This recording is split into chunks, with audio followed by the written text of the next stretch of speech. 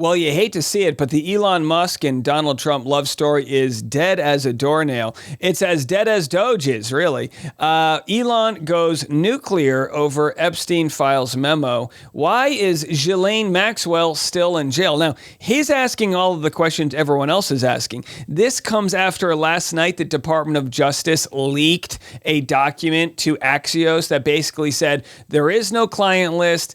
Epstein killed himself. We've got the 20 hours of video footage. And everyone's like, hold on a second. What? You guys said that the surveillance footage went down. You guys, Pam Bondi, said we had a list with all of the names and it's going to be super, we're going to release it and this and that. So Elon Musk rightfully continues to call this out. Now, Elon says, hey, I met the guy once. Nothing further came of it. But because he's so brazen, I believe him. I believe he's got nothing to hide. The folks that do have something to hide, who's on the flight logs? It's Trump. It's Clinton. It's Bill Gates even.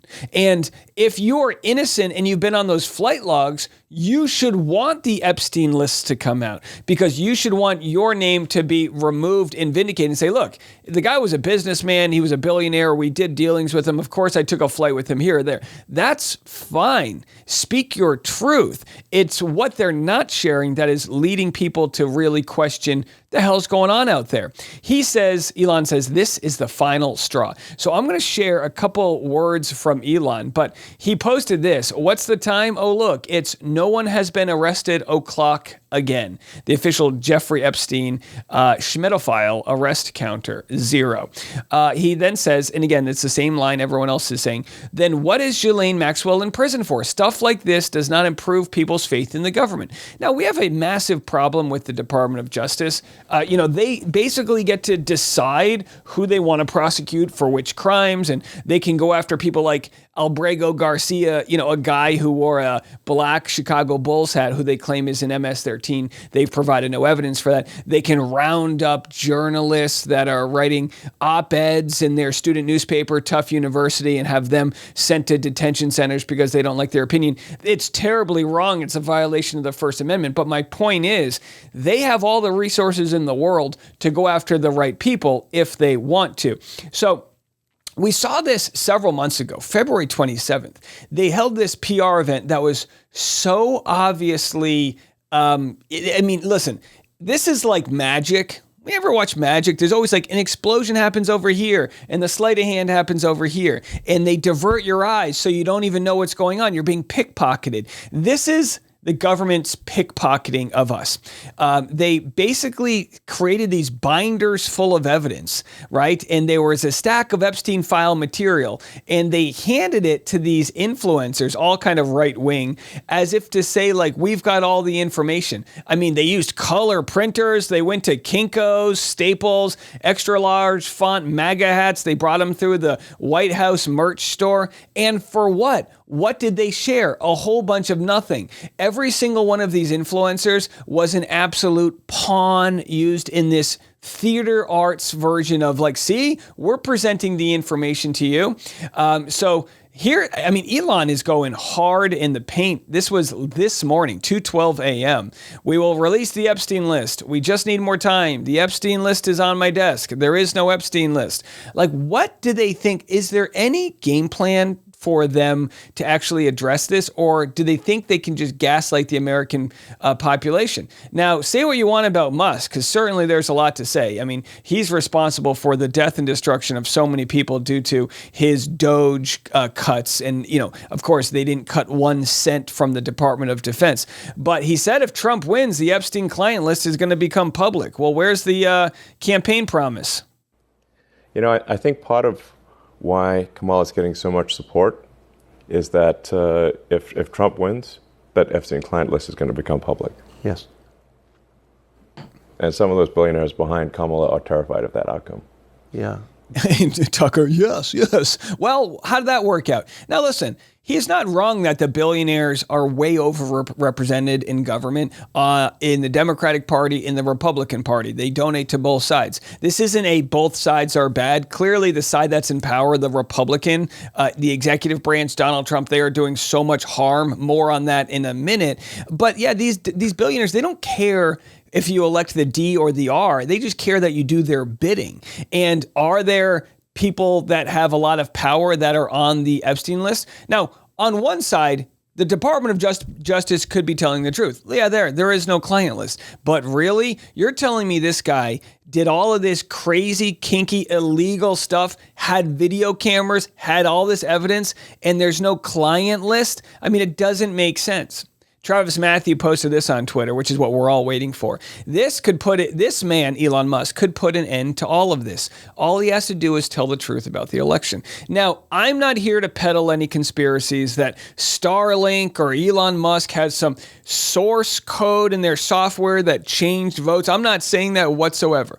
But what I am saying is, if anything nefarious happened, and there's anybody out there that is powerful enough to admit it and deal with the repercussions, it's someone like Elon Musk. Now, would he probably get deported? I mean, I don't know. He would have a massive target on his back if he was a part of election interference. But the cards that he holds, I think, are more powerful than people understand. So I wanted to actually get to some more on the tariff news. And again, because obviously several weeks ago, Trump and Elon Musk had this big fight. Trump last night said he's off the rails. He's losing his marbles. All he wants is his EV credits. And then Musk says, no, I just want you to balance the effing budget. So we'll have more on this as it comes, because I guarantee this isn't going to be the last of it. But Allie, our good friend here who we interviewed, who ran for, I believe, Congress. She ran here in Tennessee. She reposted this from Donald Trump, who said any country aligning themselves with the anti-American policies of BRICS will be charged an additional 10% tariffs. Now, the BRIC nations are Brazil, Russia, India, China. Do I have that right? Who's the S? There will be no exceptions to this policy. Thank you for your attention to this matter. And then he says, I'm pleased to announce that the U.S. tariff letters and or deals with various countries from around the world will be delivered starting at noon Eastern Monday today. Well, thank you so much. He says, thank you for your attention to this matter. Donald J. Trump, President of the United States of America. Right, they said the wars would be stopped in one day. They said we would have these massive deals that, and by the way, remember, a tariff is a tax paid by the importer in the United States, most of which will be passed down to the consumer. Right now, there's blanket tariffs of 10%, which means all of our products are going to be going up by about 10%. They're talking about putting 25% tariffs on, at one point, 125%. Anything over like 20%, you're done doing business. There's very few companies that can eat those types of margins. It will go to the taxpayer. So again, we'll get into a little bit more about the tariffs in a second, but here's Trump's response. Now, he's not responding to the Epstein stuff. He's been quiet about that. But here's his response to Elon Musk starting a new party. Elon Musk starting a third party. I think it's ridiculous to start a third party. We have a tremendous success with the Republican Party. The Democrats have lost their way, but it's always been a two-party system. And I think starting a third party just adds to confusion. It really seems to have been developed for two parties. Third parties have never worked. So he can have fun with it, but I think it's ridiculous. Now, listen, he's not wrong that third parties don't work, but how about 5 more parties? Let's make this thing, because there are so many different political opinions out there that to put all of Democrats into one side and all Republicans into another, you only hear from the extremists, actually. And as a progressive, I don't think that's extreme at all. I don't think progressivism is far left. I think it's actually centrist in a way that most people, middle class, whether you're Republican or Democrat, want the same thing. They want an economic system that works for them, right? They want their tax dollars to go to things that work for them. And I think the progressives who have lived in the Democratic Party need to find a way to take over, because there's plenty of people in the Republican Party, those that voted for Bernie Sanders, that have now voted for Trump. There is a lot of them, a lot of my family in that pipeline. Those people need a candidate that speaks to them in it, and they're not finding it in like corporate Democrats.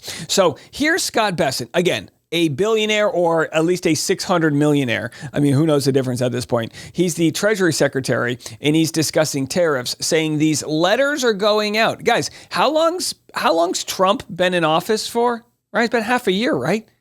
And we haven't even sent the letters out? What happened to the phones ringing off the hook? Everyone wants to do a deal with us. We're sending snail mail? Sending letters to some of our trading partners saying that if you don't move things along, then on August 1st, you will boomerang back to your April 2nd tariff level. So I think we're going to see a lot of deals very quickly. And, Dana, we're going to send out probably 100 letters to small countries where we don't have very much trade. And most of those are already at the baseline 10%. But you said August 1st. Do you mean what's going to happen in August? So the countries will get a letter saying that if we have not reached an agreement, then you will go back to the April 2nd level. Starting when? On August 1st? On August 1st. Okay, so there's basically a new deadline. It's not a new deadline. We are saying this is when it's happening. It's not a new deadline. It's just the line will be dead starting on that date. What are they talking about? Warnings coming from this White House. The president saying about 12 to 15 letters are going to go out to countries beginning today, putting them on notice that if they don't start to finalize their deals with the United States, they are going to be hit with much higher tariffs starting in just 3 weeks. Basically, what he's warning them is that the rates would boomerang back to what he announced in the Rose Garden back in April, rates as high as 40 or 50%. And by the way, so it looks as though these countries are just not playing ball. I'm sure they've all gotten on the phones together and said, don't negotiate with this nonsense. There's no sustainable way to handle it. Well, Trump now announced, this is just breaking news, a 25% tariff on Japan, South Korea, in the first U.S. trade letters. Boy, these letters, I mean, they're really propping up the U.S. postal system. The president has just posted on Truth Social 2 letters that he says he has sent to the Prime Minister of Japan and the President of South Korea, informing them both that they will be now charged 25% tariffs beginning on August 1st on all exports that they are sending into the United States. By the way, did he send them letters or did he just post this on Truth, screen grab it, and text it to them? This idea that I'm sending them these formal letters, there's nothing formal about this administration. There's nothing formal about the way they're doing business or the way they speak of political opponents. Nothing's formal at all. And all of a sudden they've got just imagining they've got like one of those wax seals with a big Trump on it. Of course, will be a tariff that is ultimately paid by the importers in the U.S. who are buying those goods from Japan and South Korea. But all of their exports now to the U.S. will be hit with a 25% tariff beginning on August 1st. He says this will be separate from any sectoral tariffs that might already be in place or might be coming into place. And this, of course, Scott, is what he threatened to do when he said he would be sending letters beginning at noon today. All right, so lots of letters, frameworks of letters going on out there. Let's move to a story of humanity. And here we have meteorologist Reynolds Wolf on the ground and in Texas after this devastating flood, talks about how this was really a perfect storm of a disaster. You know, it's a madman's endeavor trying to think of a checklist of all the things that came together to create this disaster. Okay, so let's start off with excessive rainfall. We had that. Let's think about a landscape that cannot handle the excessive rainfall. We've got that checklist. Let's think of it at a time where people are distracted like a holiday. Well, that also fits the bill. And let's also think about people that are among the most vulnerable. And that is this event. Welcome back, everyone. I'm meteorologist Reynolds Wolf, and you're watching the Weather Channel. If you're a longtime viewer, we are so glad to have you. If you are new to the Weather Channel, welcome home. But I will tell you the situation now for many people who call this region home, it is one of devastation for a lot of people who are from around the world. We're all a little part of Texas today thinking about what happened here and just trying to come to terms with how to push forward. Now, I can't imagine the level of grace you would have to be in his position, to know how many people have just died senselessly. Now, you can get into the politics of it. We certainly will. Not today, but, you know, yeah, these are perfect storms, but this isn't a tornado that came out of the sky and ripped people from their homes. I mean, it was senseless in the sense, like, any of cell phones can receive notifications, horns can be going off, sirens. Just get off of the edge of the river. You know what I mean? And some people got evacuated and some people were swept away, and they're finding, they're still digging through the wreckage. 80 plus people have died, still kids missing. It's a tragedy of epic proportion. And we'll continue to talk about some of the heroes that exist. Why don't we share this real quickly? One hero here was a Coast Guard rescue swimmer, Scott Ruskin, and he shares how he helped save 165 lives. One Coast Guard rescue swimmer being hailed as a hero for saving 165 people in the floods at Camp Mystic. Scott Ruskin joins us now. Scott, thank you for joining us this morning. Tell us what happened. Hey, good morning, everyone. So I'll kind of give you guys a quick synopsis of what was going on. The Coast Guard launched us and decided to send a rescue crew from Air Station Corpus Christi at about 6:30, 7 a.m. on Friday, the 4th of July. I just happened to be on the duty crew with Ian Hopper, Blair Rougefort, Seth Reeves, some of our crew members in the Coast Guard. And they sent us out. We kind of encountered some pretty serious weather, some of the worst flying we've ever dealt with personally. It took us, which should have been an hour flight, probably took us about 7 or 8. Just to get into the landing zone. Once made about 4 different approaches trying to get in, we were able to get boots on the ground with the Air National Guard, Department of Public Safety for Texas, game wardens. And we decided to leave me on scene at Camp Mystic. That was kind of our main triage site we were trying to help out with.